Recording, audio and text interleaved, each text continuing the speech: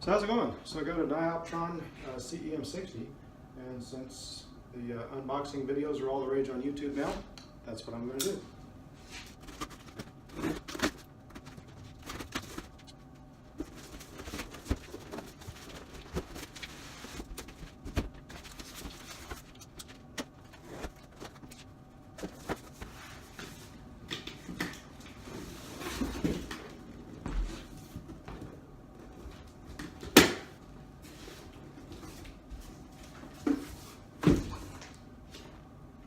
Quick start guide.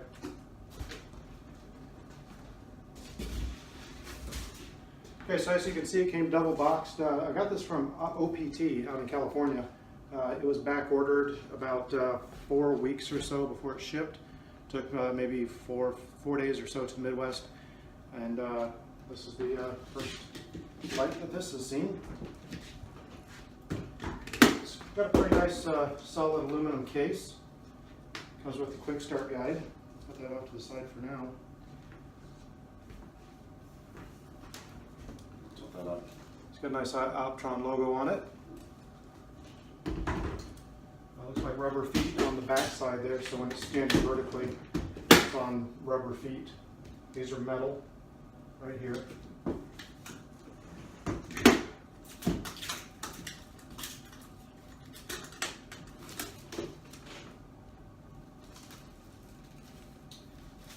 Plastic.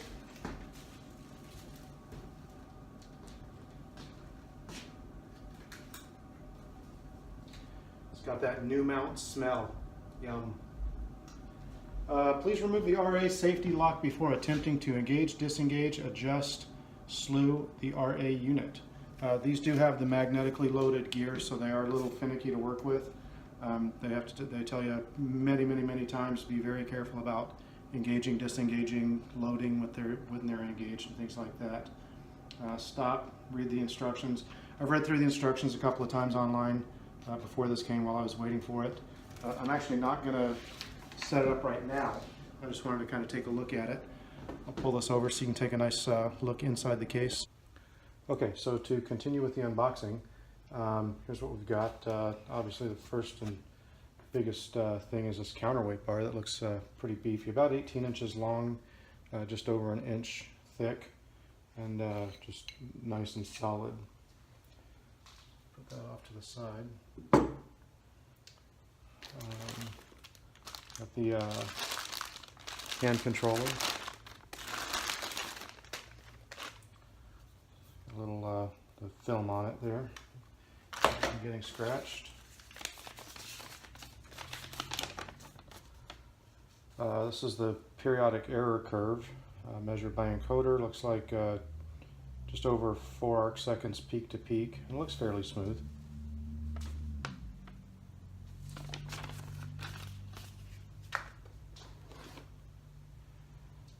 That looks like the little wire that goes between the mount and the polar alignment scope to illuminate it.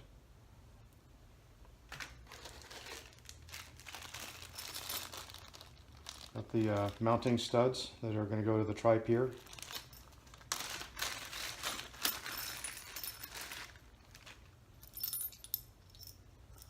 There's also a little set of keys there.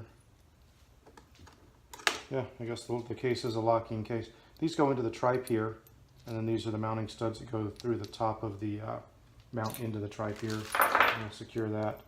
The keys.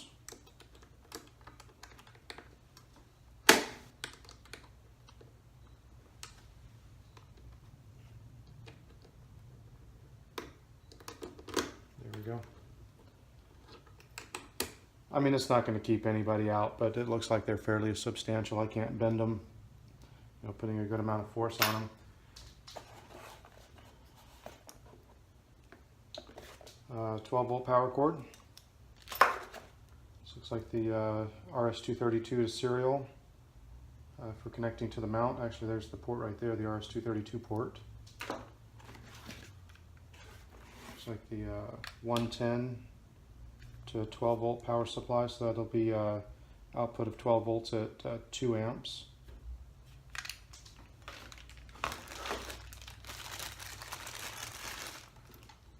This looks like the cord that goes between the handset and the mount. And then for the mount itself. Okay, so I'm going to go ahead and pull this out of the case now. It is in there pretty snug. Let's shift around just a little bit. There we go.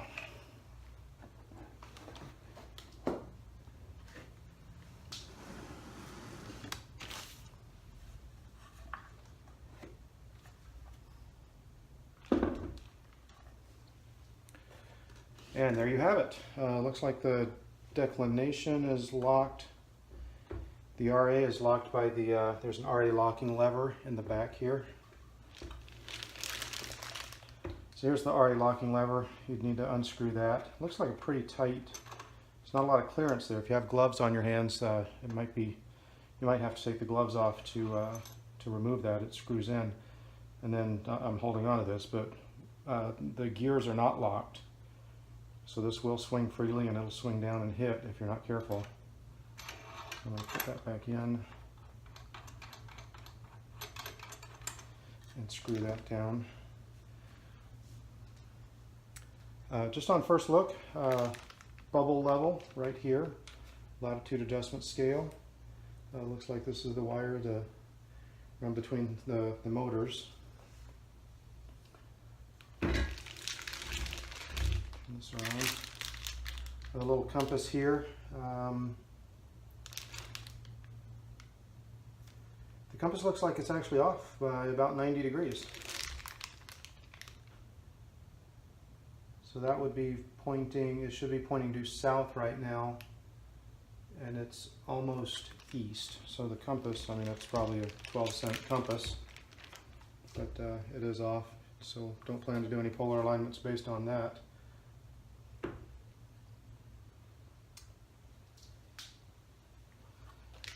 Okay, so I'll try these gears. Okay, so disengage, engage. So this should be engaged right now, no movement. If you turn this, it should release the magnetically loaded worm. I was trying to listen for any kind of a feel or sound. So they're still engaged. Okay, there. Now they're not engaged anymore. It's very smooth. Now if I go back to engage,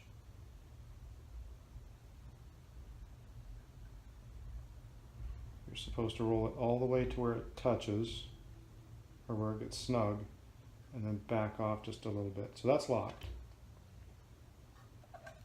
And then it would be the same for the RA, but I'm not going to do that because I'd have to take the locking lever out. Polar alignment scope cover.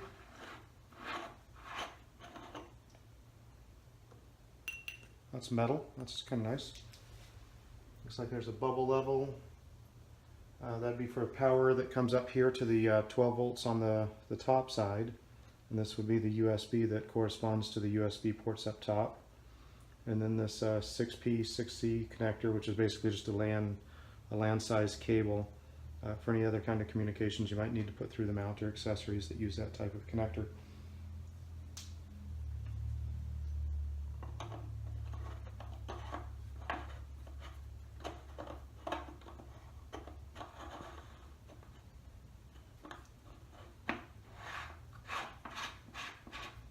Leave that like that. I think I've got a little bit of grease on my hands from somewhere. Looks like the same thing on this end, the other end of the polar up or the polar scope.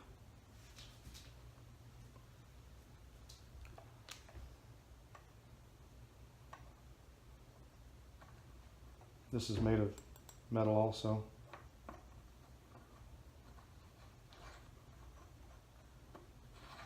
It's a little bit of a trick to get the threads lined up in that.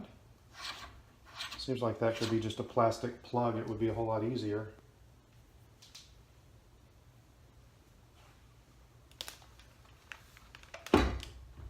So first impressions, I'm moving from an Atlas EQ-G to this. It is a little bit lighter.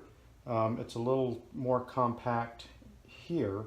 Now the latitude's not set. If it were at about 42 degrees, it would be angled a little bit more. I'll go ahead and change that. So the latitude adjustment knob is back here. And as long as these are loose, which they are, I should be able to roll the Latitude out.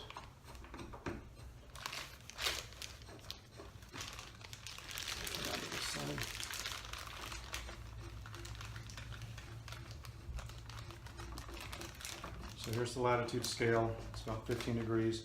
This is fairly smooth. I can tell that there's a little bit of, now that it's not vertical, I can tell there's a little bit of extra weight. So it's pretty easy to roll it this way and just a little bit more effort to roll it back, but it's pretty smooth.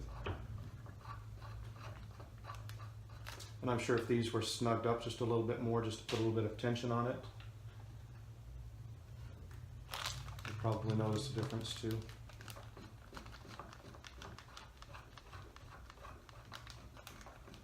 So now I'm keeping my hand here because while this is center balanced, when everything is over the tripod, when it's vertical, it's center balanced. There's no counterweight shaft.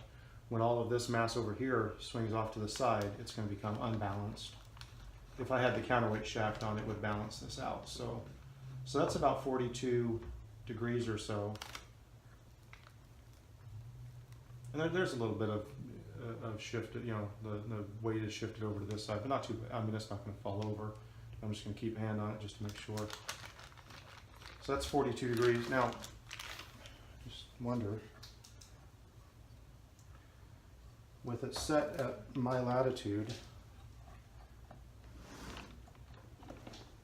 it will not go back in the case. I don't know if you can see that. So the base plate is set to go in there vertically when the mount is vertical. If I leave it at 42 degrees, I'm not going to be able to get it back in that case like that. So that might be a little bit of an issue. It just means that after every observing session, I'll have to roll it back to 0 degrees latitude.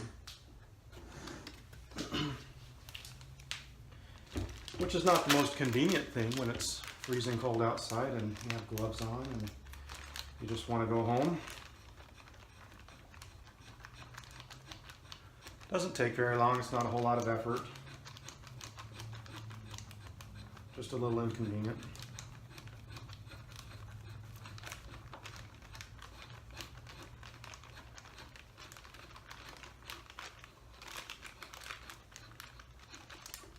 I'll loosen those up just a little bit.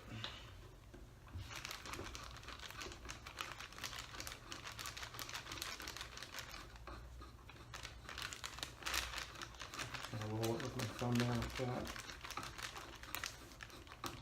Okay, so now we're back to 0. The RA lever lock here, or the RA lock, I don't know exactly what that's called. Locking shaft, locking pin, something like that. I'm holding on to this. This is also used when you're ready to tighten up bolts. This will be used here after you've put after you've mounted this to either a tripod or a tri-pier or a regular pier. This is what you would use to snug these bolts down. And then it's also what you use to lock the shaft when you're done.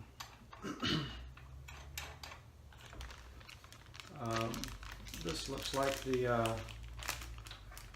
once the pins come through on the tripod or tri-pier, this is where you'll do your azimuth alignment adjustments for polar aligning.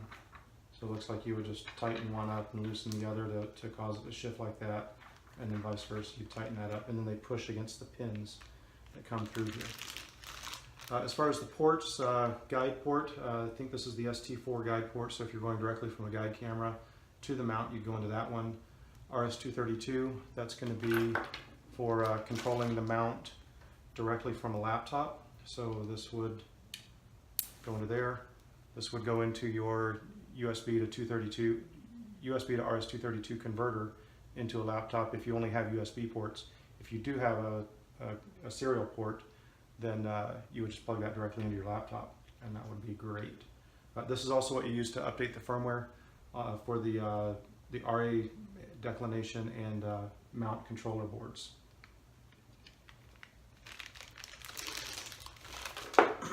On the other side, we have the 12-volt power cable. This is the 2.1 by 5.5 power cord or head, and then the power on-off switch. This is for the hand box, so just your regular old RJ11 would go into the hand box port. This goes into your hand box, and away you go. And I'm not exactly sure what that port is used for. It just says port, and that's all. This looks like it's threaded right here, but let's see. But this is not threaded, and this is the for a battery. And this one is not threaded either. So you'd have to buy a threaded connector if you wanted to thread that in. Now there should be power going through the polar scope, the internal wiring. This is threaded as well, but this is also a 2.5 millimeter by 5.5 millimeter plug. So this plug that delivers the power to the mount should not fit in there, and it doesn't. So you will have to buy another power cord if you're going to send power through the mount up to these ports. Looks like that can be focused for your polar alignment scope if you need to. But otherwise it looks pretty good. It feels pretty good. The Losmandian Vixen style saddles. This is spring loaded.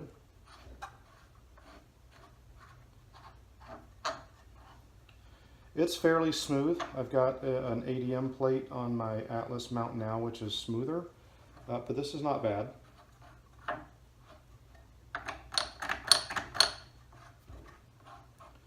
So I'll just go ahead and leave that open.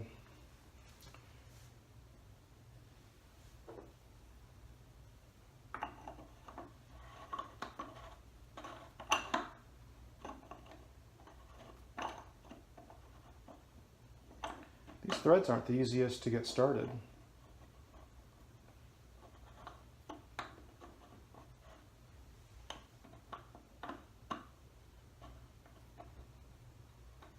I'm trying to feel where it would drop in.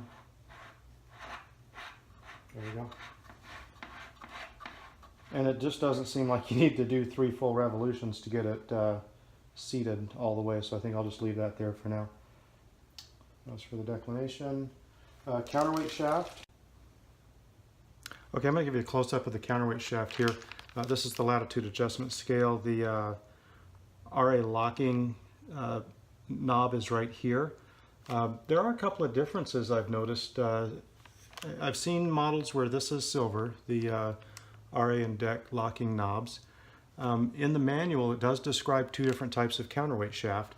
One with a shaft lock knob on this side, and one with a shaft positioning screw on this side, and then there's a set screw underneath here that you would only need to adjust one time if you're at a low level. What that does is allow the counterweight shaft to come out a little bit farther, so if you're at 10 degrees latitude or so, you can keep that from hitting your tripod or pier.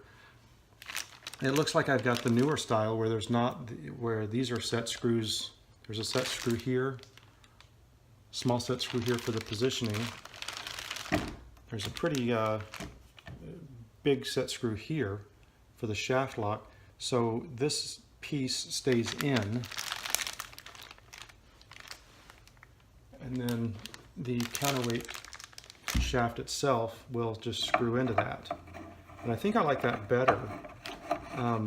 That just screws in nice and tight like that.